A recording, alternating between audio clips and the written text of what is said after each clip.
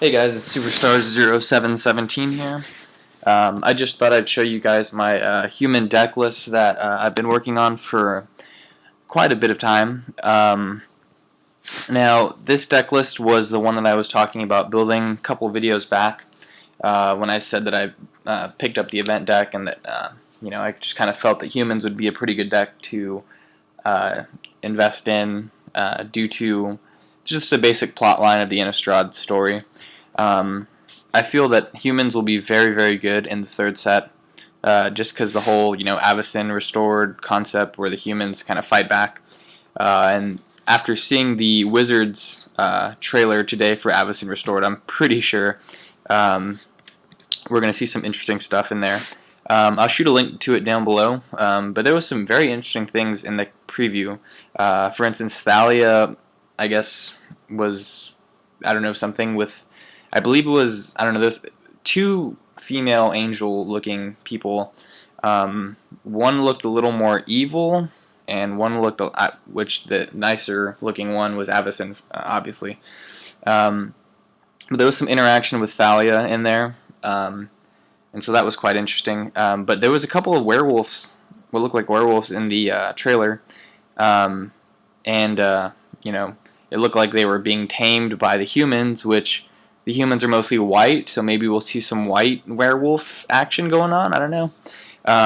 But enough about that. So we're running a very aggressive humans deck. So obviously we're going for Champion of the Parish. Your very crucial one-drop. With Gather the Townsfolk, he just becomes ridiculous turn 1, especially if you have that in hand. Or maybe even a Mayor of Avabrook.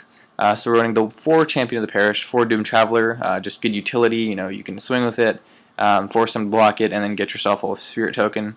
We're running 3 Elite Vanguard. The 2-1 is nice, and if you have either an Honor of the Pure or Mayor of Avabrook, 3-2 on turn 2 is just really sweet. From there we got the 2 Gideon's Lawkeeper. Tapping down creatures is really nice.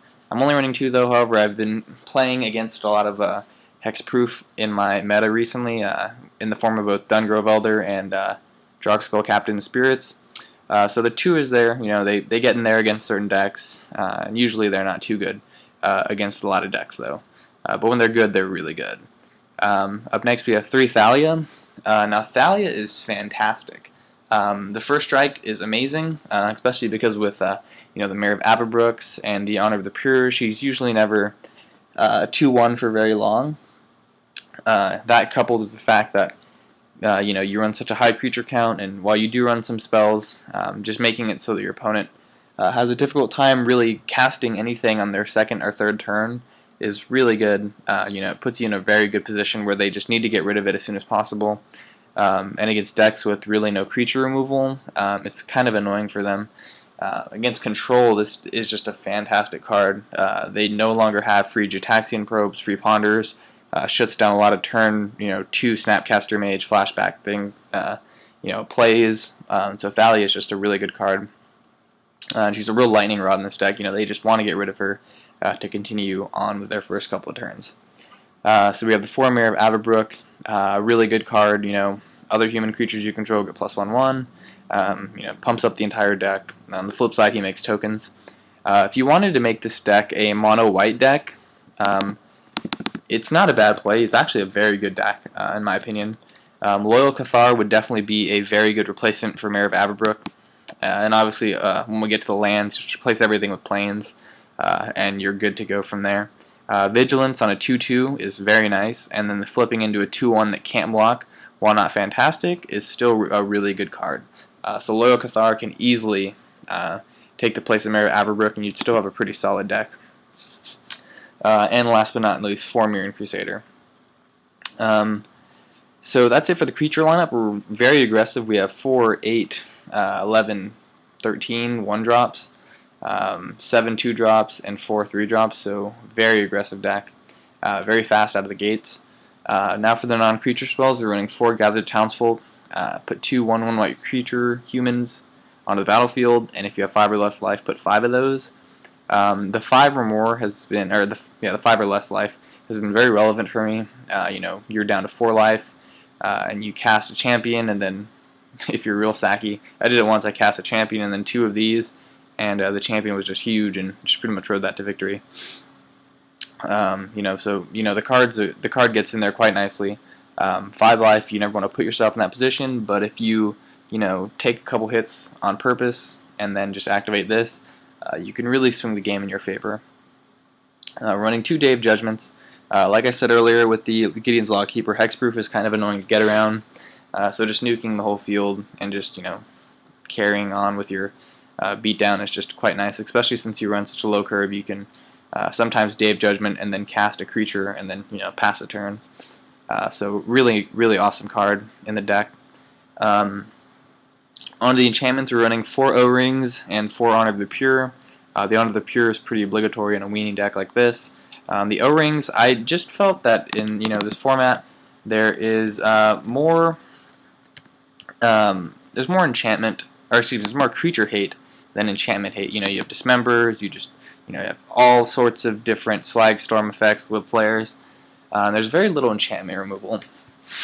Mind you, there still is, but I just felt that if I was going to dedicate 3 mana, especially in a 2-color deck, that double white might sometimes be difficult to hit all the time, and I wouldn't want to run both Fiend Hunter and Moon Crusader, which both require that double white requirement.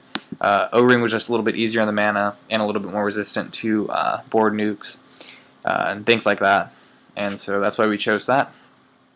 And then onto the lands. 2 Gavany Township. We tried 3, we tried 4, then moved down to 3, then down to 2. You don't want too many lands that don't tap for colored mana, just because you run cards like Mirror Crusader and a lot of turn 1 plays that you need to get off. So 2 works out quite nicely. It's not there all the time, but usually draw into a late game, then you can tap it in 5 mana and just beat face with it. 4 Sandpuddle Grove, 4 Forest, 8 Plains, and 4 Razor Ridge Thicket. White green, pretty simple stuff. Like I said earlier, you could replace the Gavany's, Sun Petals, Forests, and Razor Ridge Thickets with Plains, and you'd still have a pretty sweet mana base for the deck. I just chose green. The Gavany Township, obviously, getting +1/1s, and Mayor of Aberbrook is just such a good card for the deck. But Loyal Cathar is also a very good card. This deck is pretty budget, to be honest. I would say if you purchase 2 event decks at $25 each, it's $50. And if you went the mono white version, just paid $15 for some Thalias, another $10 for a couple of champions. It's 25, 50, 75. Day of Judgment, O-Rings. It's not really that expensive. And I don't know exactly the number of Honor the Pures that deck has, but the event decks have. But even just purchasing 2 more, you'd be like at $85 for like a pretty awesome deck. Gather the Townsfolks are probably like 10 cents. You probably get them for free. Day of Judgment's maybe like $1.50.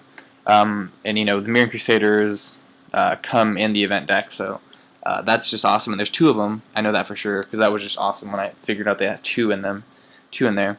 And then if you wanted to go with the Mayor of Aberbrook green combination, obviously that's a little bit more money. Then you're looking at about $130, $140. But even that's not a bad price. The deck is very consistent, very fast out of the gates. Turn 1 champion, turn 2 Gather the Townsfolk, you have a 3/3 and 2 1/1s. Turn 1 champion, turn 2 Mayor, you have a 1/1 and a 3/3.